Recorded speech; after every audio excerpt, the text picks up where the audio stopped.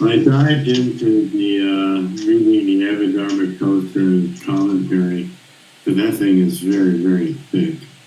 I'm not sure I'm going to be able to get anything intelligible out of there. I understand what they're doing, but it's such an intricate system. This mix of moral qualities, psychological functions, and natural forces makes a very complicated system.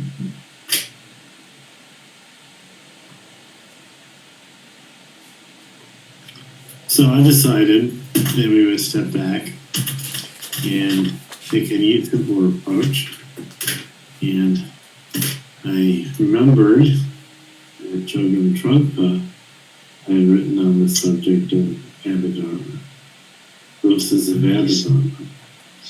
And this is an interesting historical document because you've got enough, we've talked enough about the Abhidharma to realize that it's these giant compendiums of very dense, analysis of the human condition. And Trungpa is talking to Western students in 1975. He's only been in America 5 years. Nobody knows anything. And he's going to try to explain Abhidharma. So it's kind of interesting to see how he approaches it. And from the standpoint of accuracy in some aspects, he's always one to kind of give more of a creative interpretation. But it is a kind of interesting thing. He himself would have studied a bit of Abhidharma in the Tibetan monasteries as a young person growing up, but there's so much to master in the course of Chogyam studies that he had to leave at such an early age 20. And it's not likely he got a lot of time to read the Abhidharma Kosa, if it had at all. But since everything in a lot of the basic Tibetan instruction is based on it, that was a natural segue for it.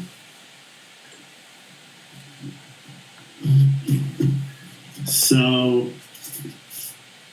tonight I'm just going to read the introduction in case you comment on some point. So this is in 1975. Trungpa is pretty young. He's been in the country 5 years. He's just started Naropa University in 74. He's pretty much at the high point of his work to date. This is a high point of his prestige. This is before any scandal. This is before any difficulties started to arise, health difficulties and other kinds of problems. And at this point, he's very. It's a very exciting movement that's going on because you have all these young Western students. When this was 1975, I was 25 years old, and that was about the average age of Trungpa students. We're all in our 20s. We had a couple people in their 30s who were considered to be old men, which seems odd now. And that was mainly the group there. And so they're all Western college educated people, but they know nothing about a lot of things. And so this is how Trump is going to try and approach it here. So he writes, this is a transcript of the talk. So he said, the Abhidharma is perhaps regarded as dry and scholarly, theoretical. We will see. In any case, I would like to welcome those of you who are brave and willing to go into it. To a certain extent, you are warriors. I have decided to present the Abhidharma because I feel it is necessary in studying the Buddhist tradition to start from scratch, to begin at the beginning and present the pure, immaculate, genuine teaching. We have been doing that so far in terms of the practice of meditation and in terms of the theoretical understanding of the teaching as well. I feel it is important that the teachings be presented that way. The presentation of Eastern teachings in the West has been particularly haphazard, which is quite true at that point in time.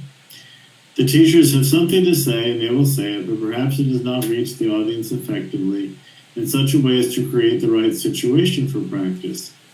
These teachers have been trained and have practiced and received transmission in their own countries, but that was a different cultural situation in which a certain environment of discipline was taken for granted. They seem to presume that the same cultural background also exists in the West, but perhaps that is not the case. So for us in the West to get into a spiritual teaching, we have to get into the basic core of it. We have to build a really good foundation before we get into practicing such things as yoga of inner heat or start levitating or whatever. So this is going to be one of Trungpa's main points in his approach, and that is that Westerners were different.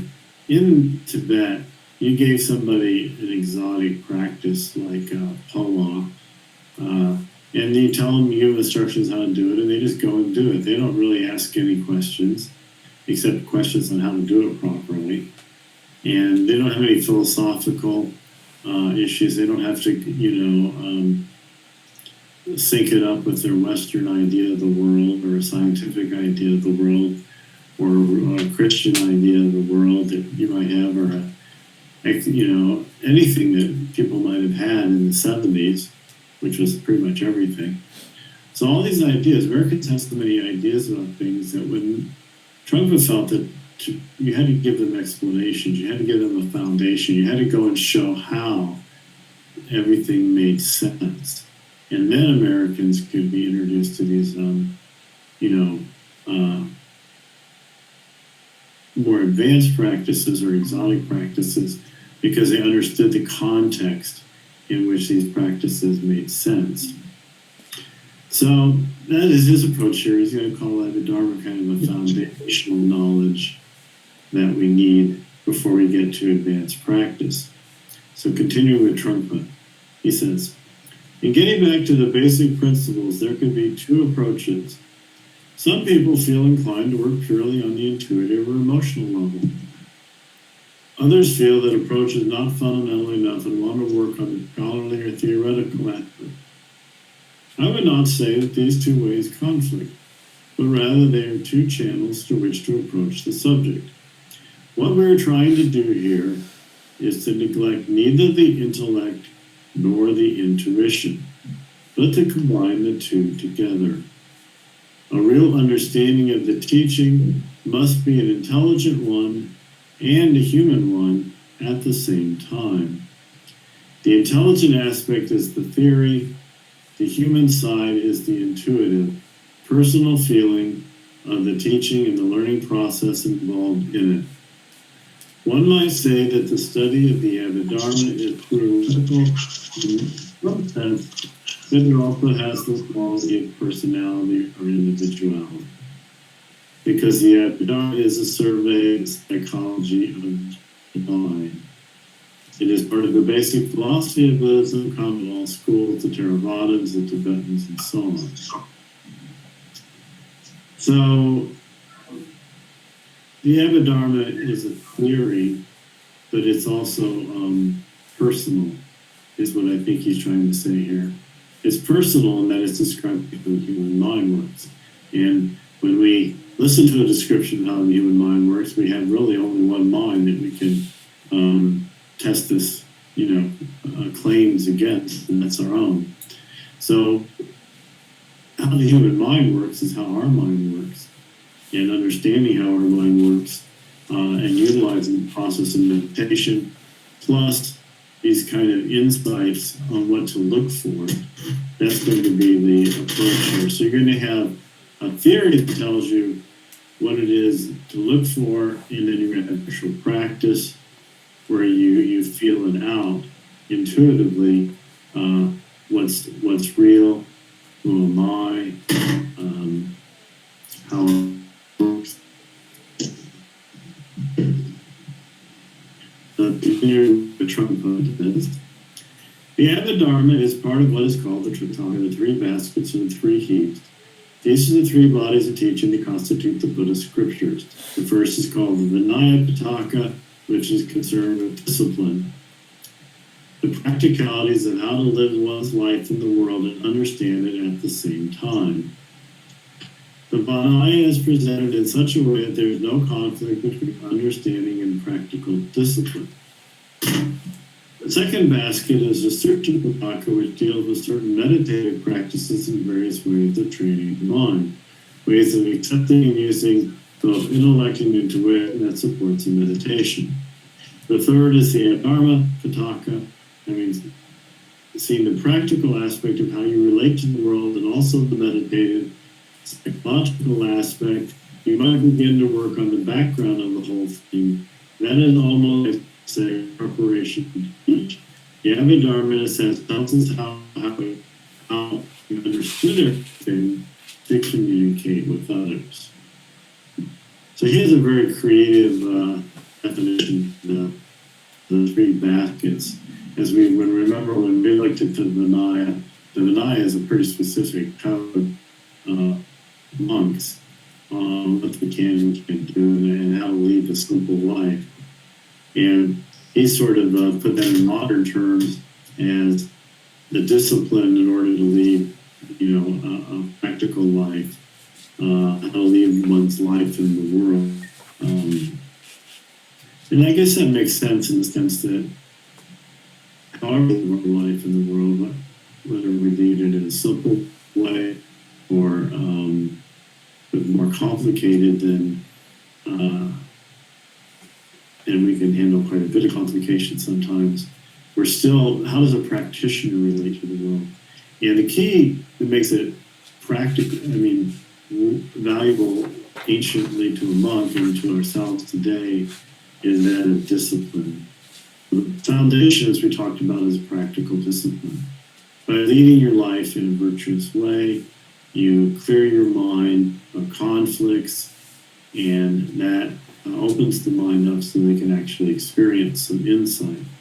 So the discipline is very important, it's very practical, and it doesn't actually tell us how to meet each day, other than to meet it with awareness and discipline. The second description of the Sutra basket is that it talks about meditative experiences. It does that, but it also, of course, gives quite a bit of all the Buddhist philosophy as well, as we saw.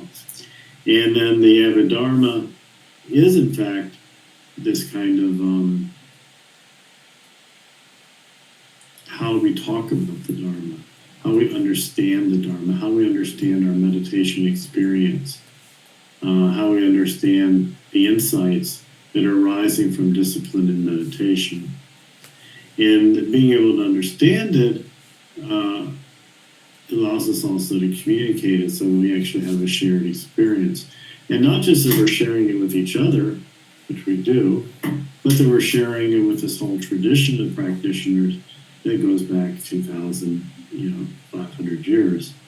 And so that everyone has looked at their mind, everyone's had these insights, and you can, by studying these teachings, the Abhidharma teachings, you essentially get confirmation of what you've been experiencing in your life. So Trungpa goes on, many modern psychologists have found that the discoveries and explanations of the Abhidharma coincide with their own recent discoveries and new ideas, and through the Abhidharma, which was taught 2,500 years ago, and being redeveloped in a modern idiom. When Trungpa was teaching this seminar, and it was part of a series on Buddhist psychology, again, we're in 1975, pop psychology is huge, one of the best-selling magazines is Psychology Today, Everybody has, all people in the 70s spoke some kind of psychological lingo. And in fact, that's what Trungpa's entry was. When he studied psychology, Western psychology, he said, oh, I can link Buddhist psychology up to Western psychology and in that way teach the Dharma. And that psychology would be a better way to explain things to people than, say, philosophy or history, which are notorious for boring people nearly to death.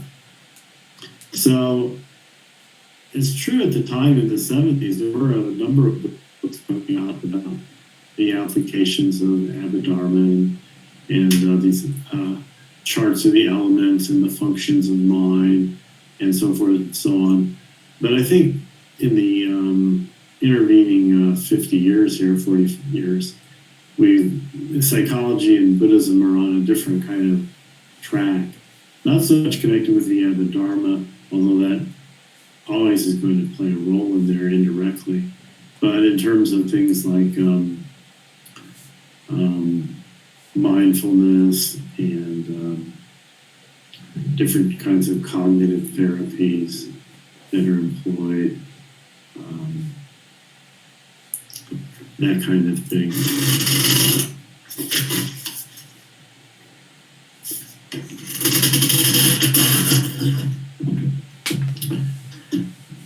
Particularly connected with, understanding the map of our mind. And science, of course, is really keen on the map of the mind that's based on, neurons and their communication and such, and parts of the mind and how different things work and how the mind learns.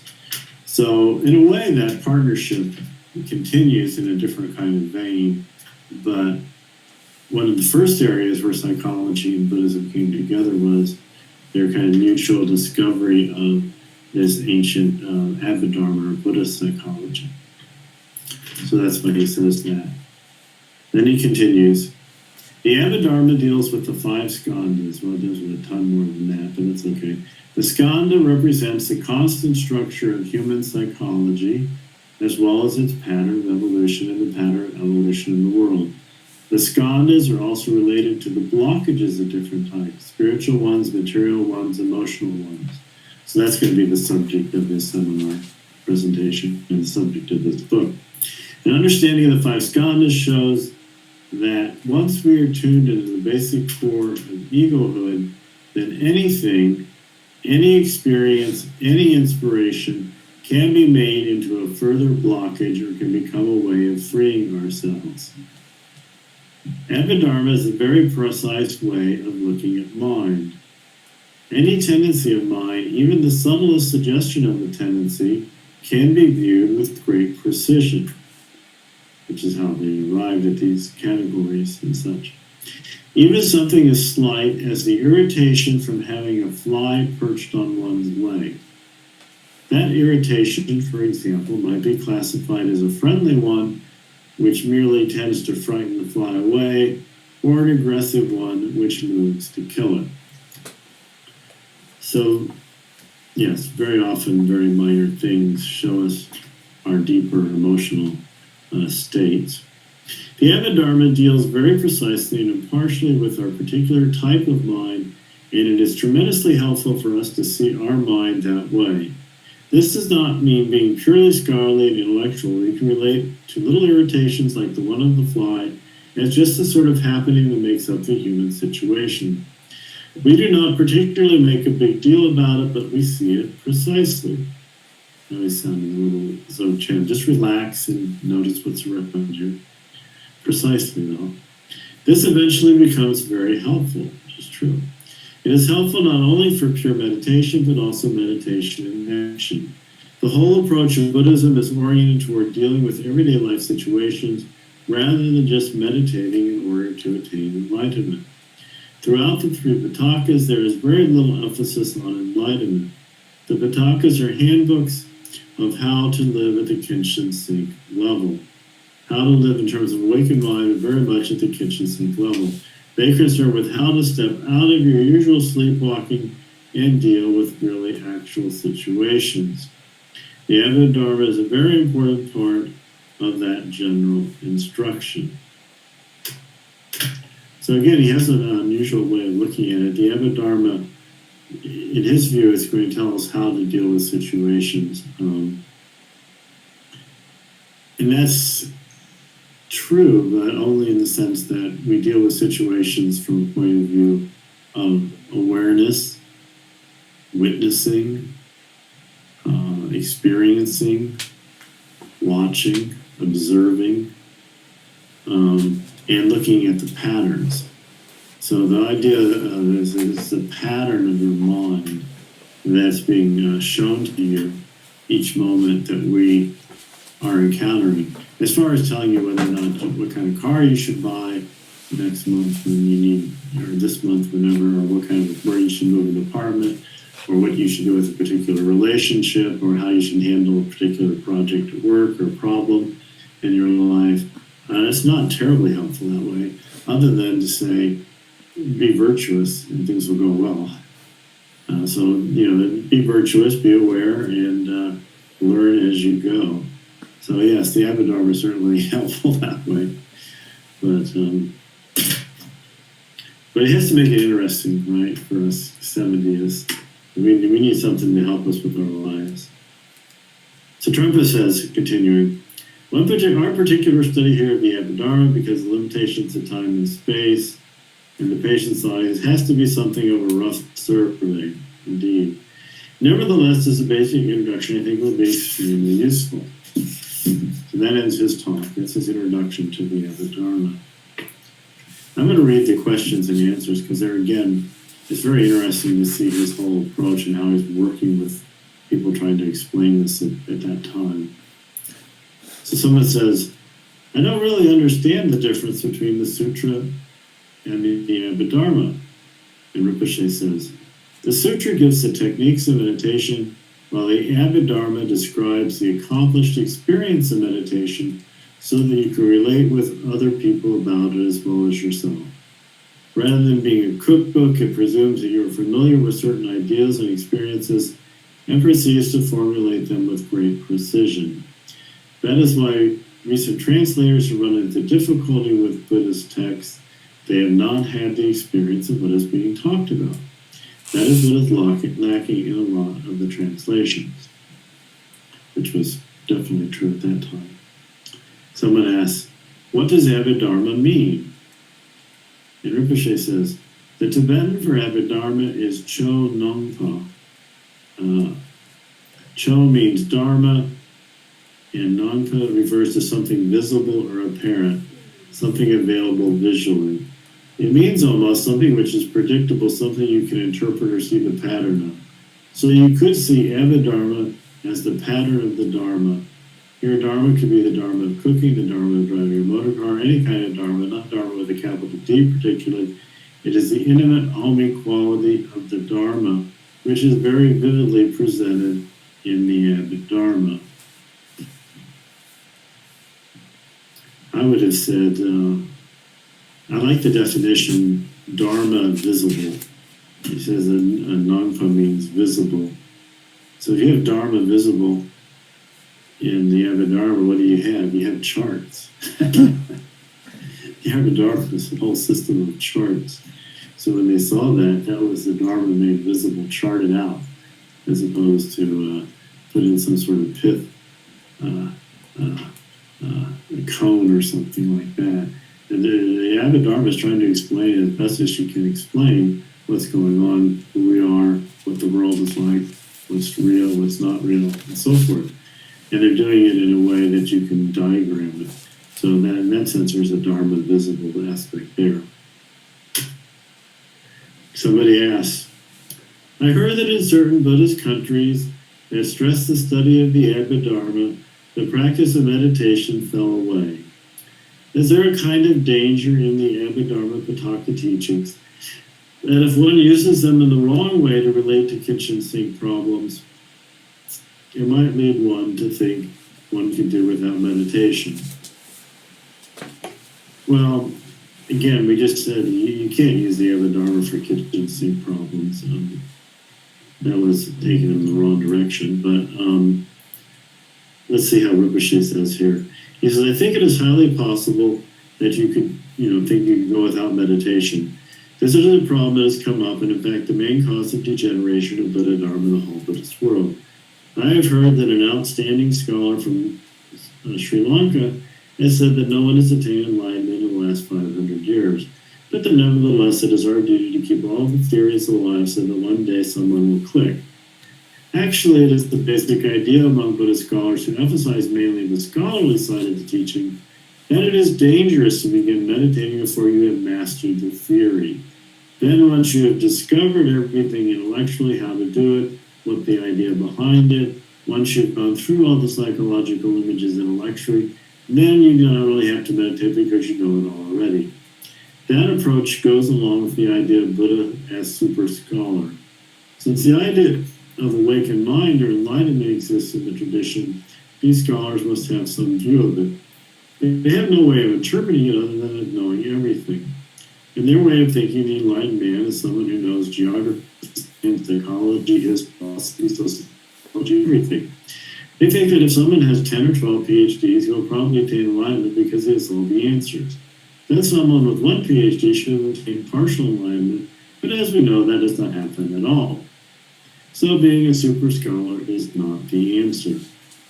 The contemplative traditions of Buddhism, such as the Tibetan and Zen traditions, emphasize practice very strongly and see study as something that should go side by side with it. Here, the idea of learning is that it is a process of new discovery, new scientific discovery, which is actual experience. There is a tremendous difference between putting something under a microscope, actually seeing it with your own eyes, and just purely analyzing the topic. Anything can be analyzed, but if you have no experience of it, there is no basis for analysis. So the idea in the contemplative traditions is that one should have some basic training in meditation practice, however primitive it may be, and then begin to work on the intellectual aspect. This way, the teaching is treated as a confirmation of experience rather than purely as a bank of information. So even though the question is a little confused, Trungpa gives a great answer here. He says no. And then, of course, no one has, seen the actual Abhidharma at this point. This is 1975. The Kosa is still in Sanskrit, tucked away somewhere. Nobody knows how technical this all is. The Trungpa knows that. And he's saying, no, that's not what we're trying to do. We're not going to create super scholars. We want meditators who understand the Dharma. That's what we're trying to do. And you have to be a meditator first. That's the first thing you want to do, is get people understanding meditation, developing meditation practice, and that sets into place your own personal experience. And then once you start having experiences, as you watch your mind there, as you sit for hour and after hour looking at your mind, or week, hour, daily over a long period of time, you get to know yourself very well. You see lots of things that you didn't see before because you weren't even looking. All of that is going to make these categories and these insights in the mind make a whole lot more sense. And in fact, you'll be able to distinguish what's useful and what's not, and what virtues are helpful and what virtues are not, what ideas are helpful and what ideas are not.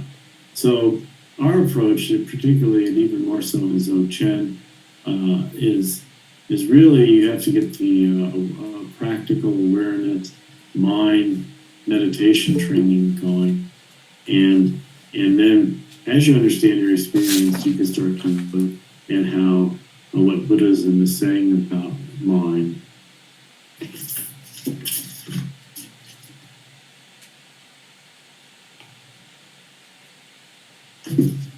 Someone questions Trungpa, could you explain this tendency in us to be satisfied with theory instead of being freer and more open in terms of actual experience? And that's a good question. Rinpoche says, I suppose the main tendency might be the tendency to make secure what we are doing. You see, on the whole, practice is a sloppy job. You have to accept that you have been a fool and start with being foolish. For instance, in the beginning, deciding to try to practice a meditation It's just leading to some confusion about what to do. And even in doing the practice at the beginning, rather than really meditate, you're just imagining you were meditating. So to begin with, the whole thing is based on confusion, and confusion is accepted as part of the path. And since the situation is very loose and unorganized, it is as though you are leaving in the unknown territory. So when you first start to meditate, you don't really know what it's going to be like because you have not done it yet. And a lot of people have some deep apprehension about this, and other people are more courageous and just jump right in and see what it is like. So it says, being a fool, or the courageous one, being a fool then becomes a stepping stone. This foolishness wears itself out, and the thing behind the foolishness begins to peep through. It is like wearing out a shoe. Your genuine feet become to appear from behind your shoe. So this is a classic Trungpa where you sort of pretend to meditate, and then at some point you click and you get it and you actually meditate. What I mean by actually meditate is that you're not having ideas about what am I doing, how am I doing it right. That's all part of pretending to meditate. Actual meditation is you have pretty understanding when your mind is empty and when it's not, and you understand and the interplay between an empty mind and a mind that's full of this or that, and that's a natural process, and that discovering that space within your mind. So that's when you discover that stillness and space between thoughts. That's when you could say are actually meditating. But you have to start somewhere, and you have to not be apprehensive, and you have to give it a try if you really want to discover what's there. So Trungpa continues on this question. You see, there is a tremendous amount of fear involved, and so a certain amount of security is needed. This particular answer does not answer all your questions in security. It does, meditation he's talking about, does not answer all your questions in security. It does not really promise anything, it just pushes you overboard. It points you out the situation of needing security and being frightened of that situation.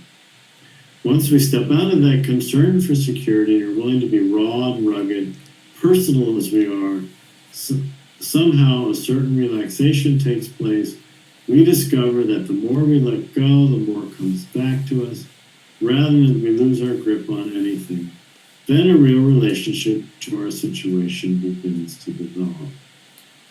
The great problem is that spiritual teachings have been used as a way of securing ourselves, gaining a higher level of stability in terms of ego. But that is our inevitable starting point. We cannot ignore this or push it away. We must start with the mistakes, and that is always a problem. That there is the fear and need for security that makes acceptance and spontaneity extremely difficult. But as it says in the Dharmapada, he who knows he's a fool is a wise man indeed. So Trungpa, in top form here at the end of his introduction, he sort of puts Jesus in the spout of your mind and experience life directly, raw and personal. Relax and let go and see what happens. And so that's a very interesting distillation and introduction to the Abhidharma, I thought. Any comments or questions?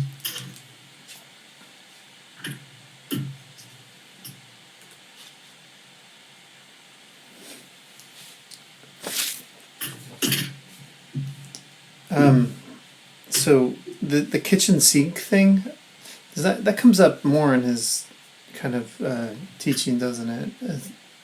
I'm not sure how that fit in. Like the Abhidharma, on the one hand, doesn't give advice on like big issues in your life, but in the kitchen sink sense, he's saying it's like observational and as you go about your day is. Well, he's in an interesting position. He's trying to people are really more practical, and he's teaching meditation. And it is going to be, in the way he's going to present it, which is in a very simplified form. As an historical statement, no, the Abhidharma generally does not help a whole lot with kitchen sink problems. One, it's 2,000 years old, and their problems are, it doesn't even talk about their problem then, let alone problems now. But so that, historically, that's not quite right. But it's important to realize that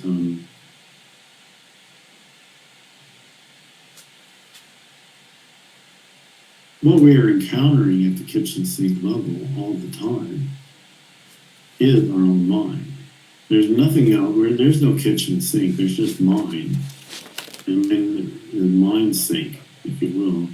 And so that's where you get connection between the Abhidharma and this kind of almost Zen-like approach. He's talking about spontaneity, letting go, and so forth, which is the Dzogchen approach as well. And the importance of the Abhidharma is that it provides a set of psychological terms. In his case, with this seminar, we're going to look at the skandhas. We're going to look at how the conventional sense of self or ego gets deconstructed into various components, and realizing that we don't have an enduring sense of an enduring self, an enduring personality. There's no stable or solid me. He is sort of a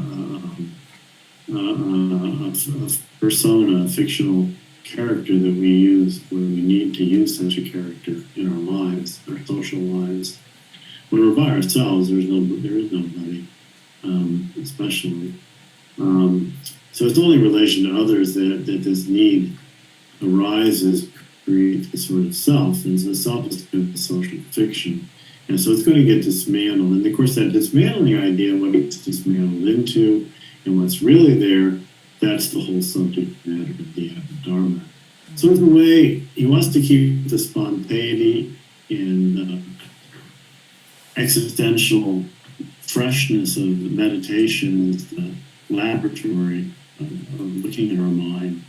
But he also wants to introduce these kind of ideas about what we're going to see once we look at our mind. And we're going to see those in the kitchen sink experiences of our everyday life.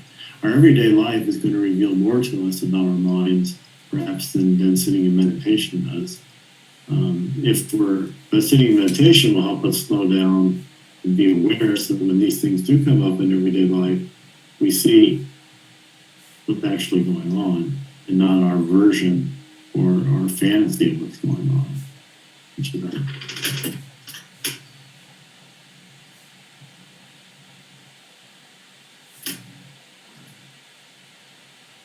Thank you.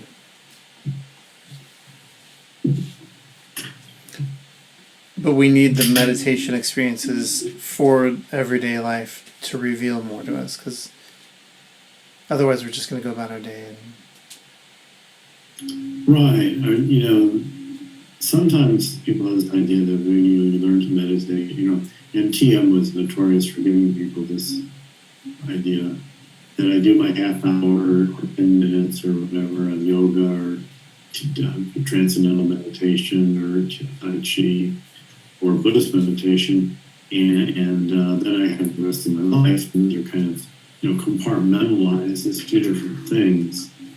But the point is always to use all 24 hours of your life to look at your mind, look at the world, look at what's happening, look at what's around you. An idea of just being aware and noticing, not doing anything about it, not writing it all down with the idea of publishing a novel or something. Just being aware of what's around you and noting it and letting it go. And that process goes in your mind, because it's the example that he used with the fly. Little incidences can trigger various kinds of emotional responses on our part. Certain things you trigger memories. There's all kinds of triggering going on as we relate to the world. There's also, when you're relating to the world, there's a sense there's a foreground, what's going on. But then there's also a background, as we talked about all the time, that we're not paying a whole lot of attention to, that is in which forms the context for our activity. In the background, there's kind of a space, and if you can integrate the foreground with the background, then you have both space and action, meditation and action. Until you can bring in the space, the relaxation, meditative, the aware part, mix that with your day-to-day kitchen sink issues, things are going to be kind of chaotic.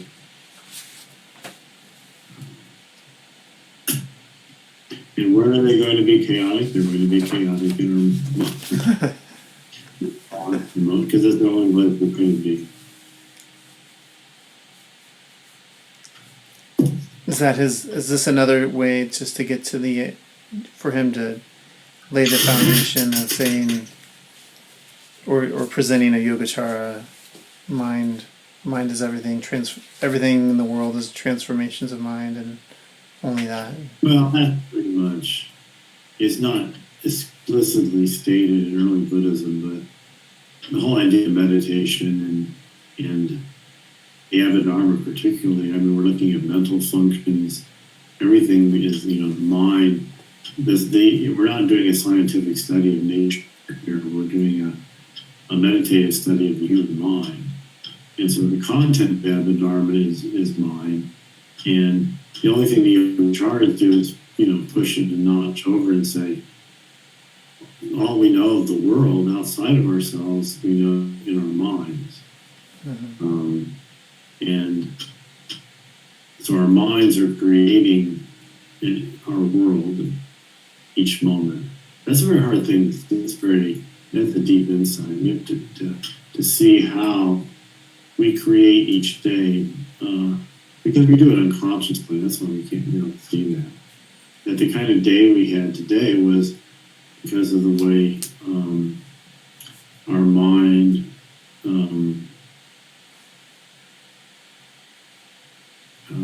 displayed it to us.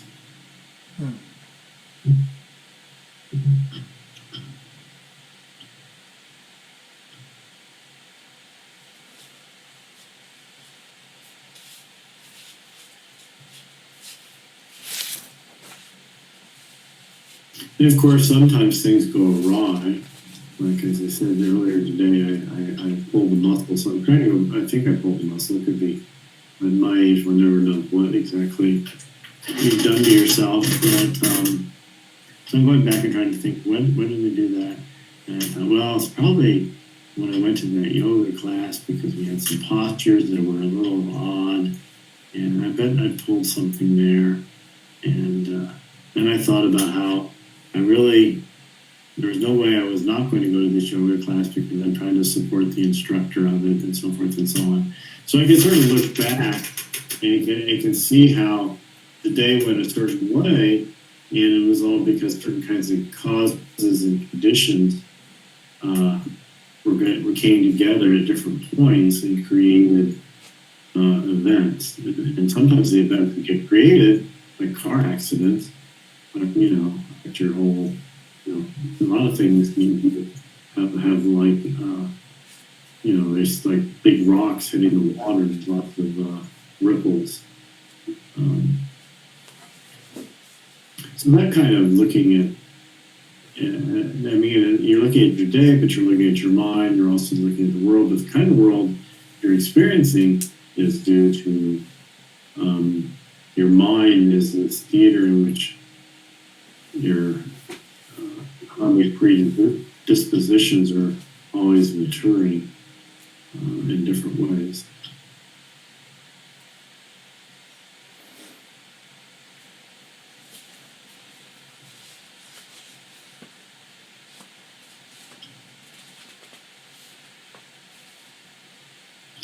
And this is the sort of thing the Abhidharma would analyze.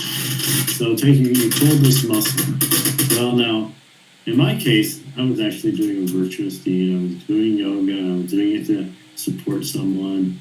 So I don't feel any guilt for having gone to the yoga class. I feel a little stupid for trying to do this sort of thing at my age, but that's all right. I had virtuous intentions, right? Now, I didn't pull a muscle trying to kidnap a child or rob a bank or do something really stupid. So, in my case, the Abhidharma would say, pulled muscle with virtuous intent, or sense experience, unpleasant sense experience with virtuous intention. And had I done it robbing a bank, it would have been unpleasant sense situation with unvirtuous intention. So they would, again, they're sort of trying to look at essentially they're looking at the physical aspects of what happened. I mean, you pulled a muscle, you did this, you did that, something happened, you painted a house, whatever. And then what was the moral aspect related to the situation, and what was the mental other and then other factors. So they're trying to look at all the different kind of factors and how they're creating situations. And what does this do? This is the total opposite of just like anything and having no idea why things happen the way they do. We're trying to look at in fact the world has the patterns in it, certain mental patterns, certain kinds of ways in which causes and effects work, and then understanding that can be of help to us.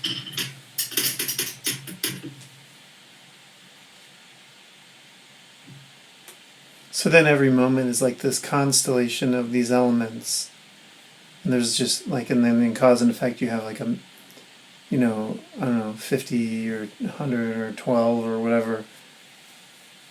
Yeah, they'll look at the weight of the different things. All right, so let's say, I'm a moral bender here, and I just want to, mix it up with some people, and then, go from bar to bar, or, get a fight with somebody, and or I go to, insult various people in different ways, whatever. So yeah, that's, they really put a lot of stress on it, because that's going to shape your whole day. I mean, the physical stuff you're going to have happen, and the pleasant or unpleasant feelings you're going to have, and the perceptions you're going to get, and the stuff you're going to say, and people are going to say to you. I mean, all stuff is, and it's, your underlying motivation, and it's a very important factor. So it's going to look at how the different factors, and of course, their whole thesis is going to be that the moral factors are really important in determining whether we suffer or not in our daily lives. So in that sense, it's not so much the specificness of the kitchen sink issues. All kitchen sink issues are changing all the time, but all kitchen sink issues need to go better with those kinds of issues if you understand the importance of a proper attitude of virtuous conduct, of discipline, of awareness, of mindfulness. So that's what they're encouraging. It's just training so that we can handle in an open, compassionate, more efficient way whatever issue arises in our lives.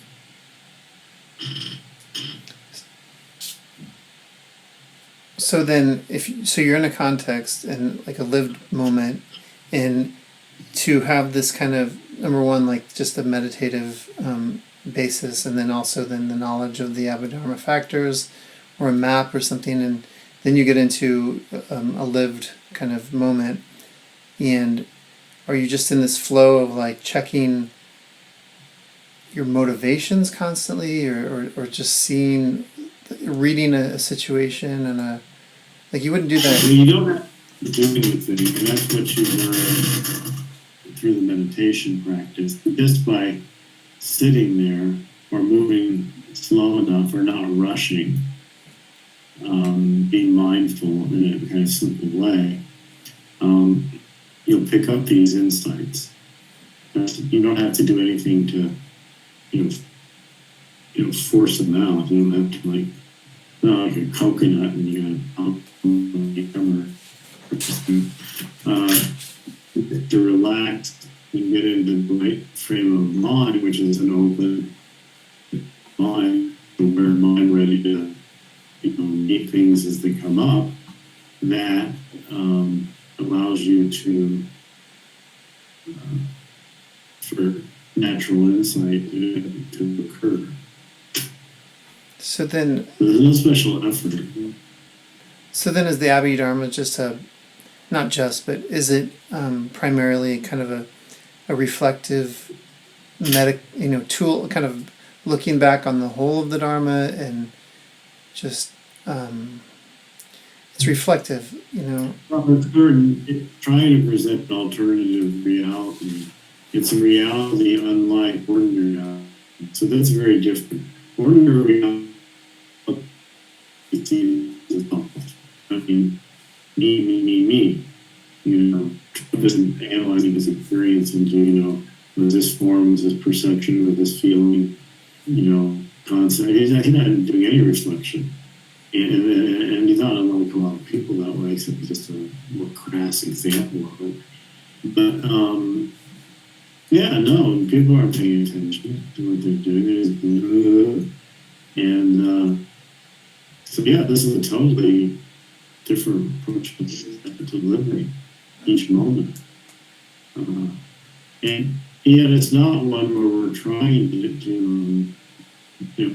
become extremely insightful about who we are, because, of course, not to give away the ending, we aren't anyone. So, people are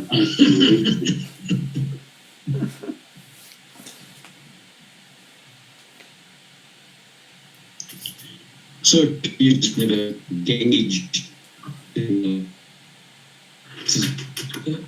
towards your progress on the path or something. And then maybe progress is very important, because you're trying to get a meditation practice down, and you're trying to learn some things, and you in fact don't know a lot about this, about who you are, even and certainly, yeah. So that is really good. Of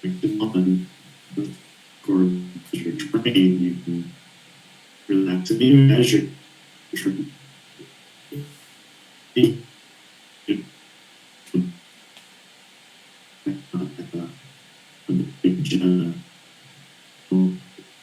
beginning,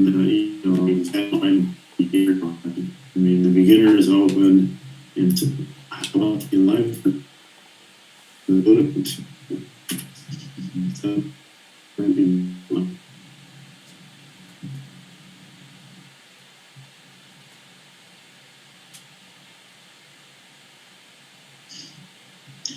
so it's really because the way Trungpa said,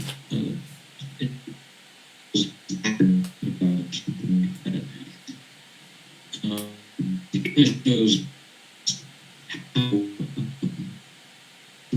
reality is. Ultimately, if we're empty, it's a good evening, like we do.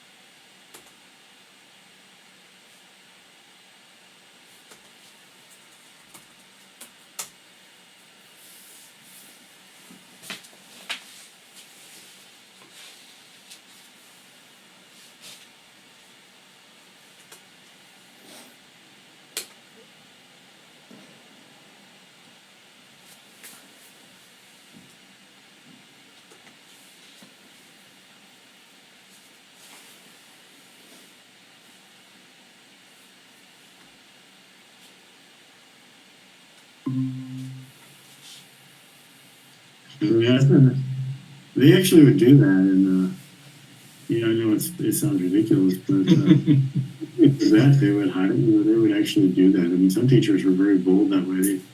They'd hire people and they'd put them to work, as meditators, and then sort of get them caught. And then at a certain point, the person realizes this is actually pretty neat, and you don't have to pay for them anymore. You have to be really.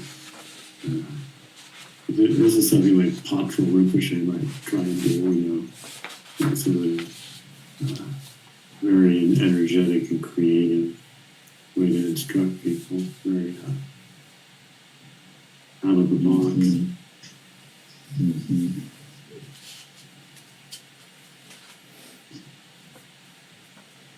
Although I don't know, I've always thought that would work in certain kinds of like inner city situations. That where people are very poor, pay them to meditate. That way, they learn something. People that have anything else to do with their time, they learn something. They get some money. I mean, rather than just give them money, pay them to meditate. And that way, you get two benefits. They get some money, and they get some, the best possible training in how to, work with life situations, which they also do. So maybe we should, someday we'll do this. You just have to not mad that we didn't meditate. Why are you paying? You're going to pay.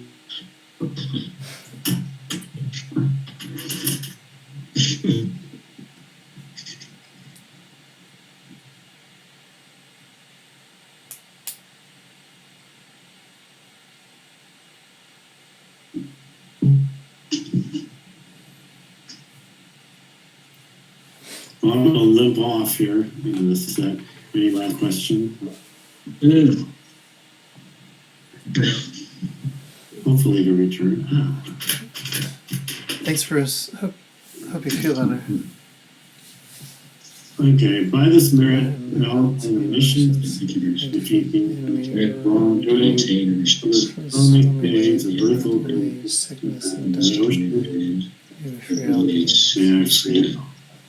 Conditions was free from all beings.